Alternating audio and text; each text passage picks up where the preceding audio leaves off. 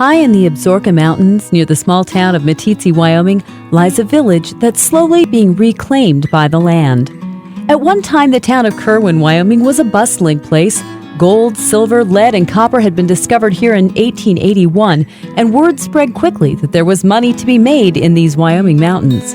Miners and their families put down roots here. There was at one time 3 general stores, several single-family dwellings, a mine office, a sawmill, a large bunkhouse, and a post office. The stagecoach ran 3 times a week from Meeteetse, bringing in supplies and people. The famous female outlaw Bronco Nell hauled freight in and out of Kirwin, including a massive boiler that was housed in one of the mine buildings.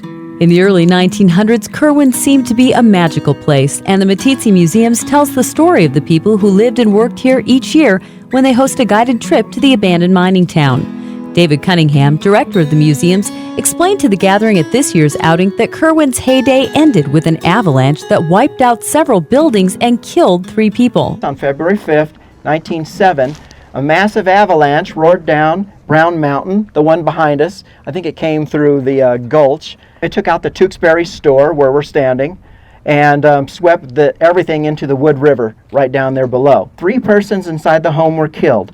Charlie Brunel and his wife, who were watching the store for the Tewksburys, and John Reynolds. A 4th person, Joseph Manacucci, was injured but survived. He was thrown out the window when the avalanche hit the building. When rescuers finally dug out Mrs. Brunel, she was still in the rocking chair she was in when the avalanche hit. She was also still holding a magazine. Although many people moved away after the tragedy, the beauty of the area still drew people to Kirwin.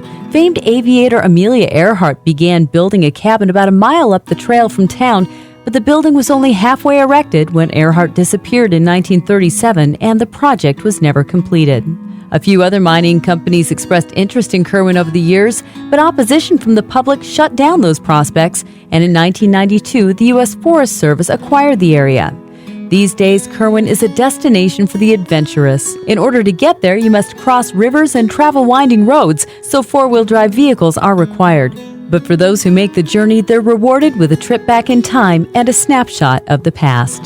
For the Cowboy State Daily, I'm Wendy Core.